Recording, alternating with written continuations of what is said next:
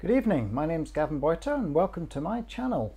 A quick word just to let you know that I'm still looking for other writers to join me in this enterprise, so if you want to write a roughly 1,000 word short story based on random words, just send me a message in the comments saying I'm in, and I will contact you and tell you the rest.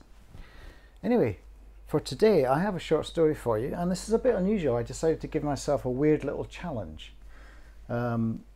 So what I decided to do was to write this 1,000 worder in 5 chunks, and for each one I got my random word thing to indicate 2 words. So I'm not going to put all the words up in advance, I'm going to put them up as little breaks between sections of the story. And this story is dedicated to Tracy Alexander, formerly De Cruz, because it references certain memories in Ealing.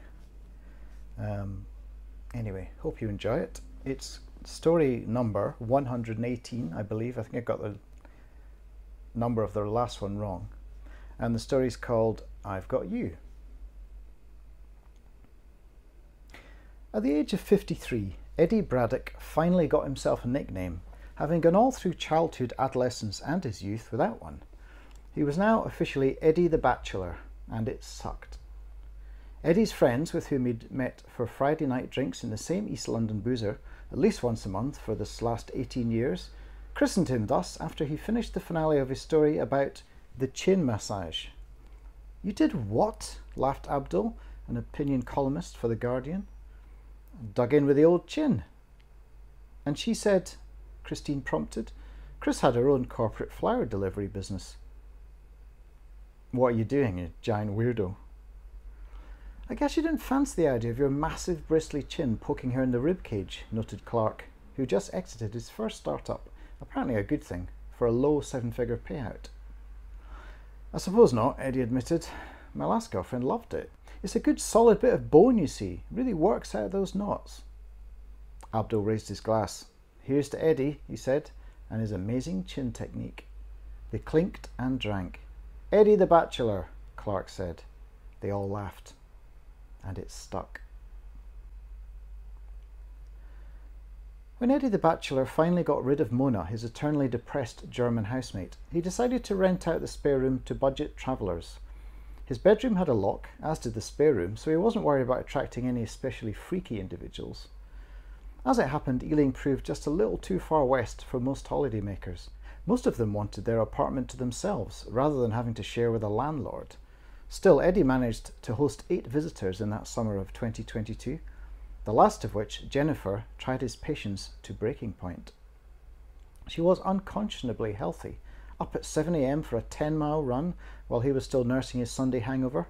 She only seemed to drink chamomile tea and sugar-free elderflower cordial, and her cupboard quickly filled up with a bewildering array of seeds and pulses. She ate things like quinoa and kale, things he'd never so much as picked up in the supermarket, let alone considered purchasing. Then there was the yoga in the backyard, with ambient music drifting down from her bedroom upstairs. She wore tie-dyed, tight-fitting lycra, and Eddie felt like a pervert watching her. He still did, mind.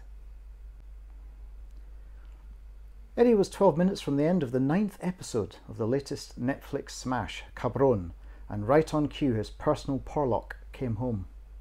Eddie cursed under his breath, hearing Jennifer's key turning in the lock. He had his 3 different IPAs lined up, his pizza in the oven, and things were heating up in the tale of a FDA agent going undercover in a Mexican drug cartel whose product killed his brother. "I'm balls deep in this, Jimmy," pleaded Rodrigo Sanchez to his handler, not realizing the cartel were tapping his phone. Then Jen burst in, dripping wet, shivering, and weeping, and even Eddie realized he couldn't ignore her this time. "What's going on?" he said as she slumped down in the armchair opposite and draped a blanket around herself. "Fuckers threw me in the canal," Jen said, scowling. "A bunch of kids, laughing, barged past me on bicycles. I fell in. Nobody even stopped." He wanted to laugh.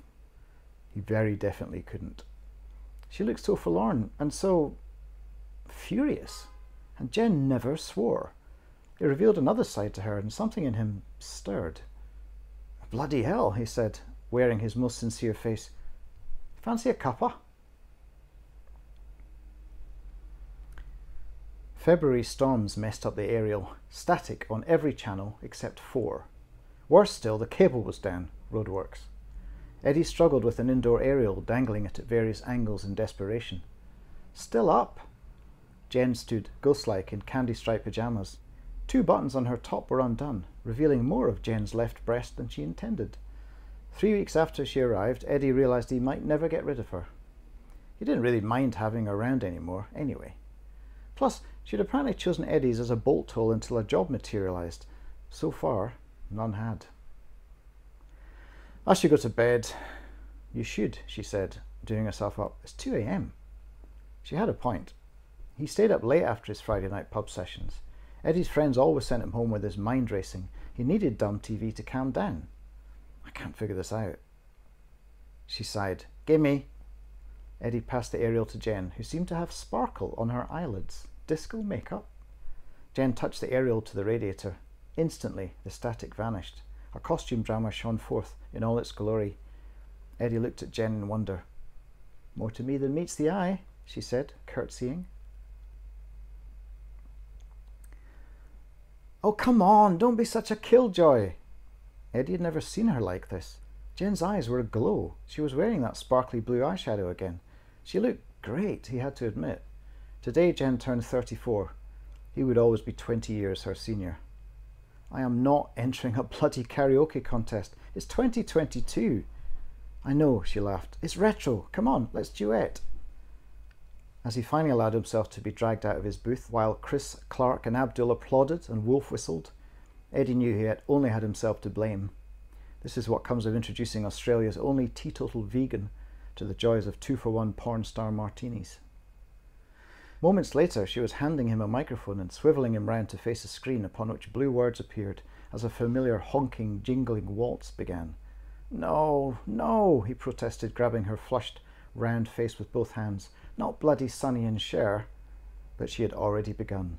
"They say we're young and we don't know. We won't find out until we grow."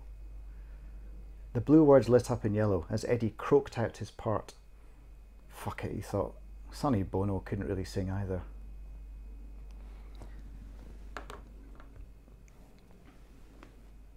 Thank you. So yeah, it's fun to do.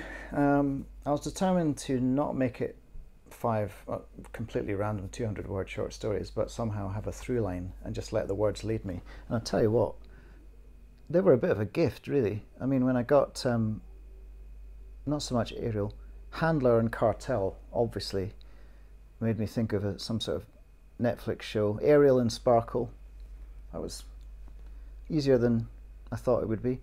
And Killjoy and Contest. It just instantly occurred to me that this would be somebody who doesn't want to take part in a contest and is forced to, and enjoys the experience, and love will blossom. So there you go. It's a little bit after Valentine's Day, but I thought I'd write something semi-romantic, semi-optimistic. Hope you enjoyed it. If you did, give me a like, give me a comment, subscribe, and I will see you again very soon. Goodbye.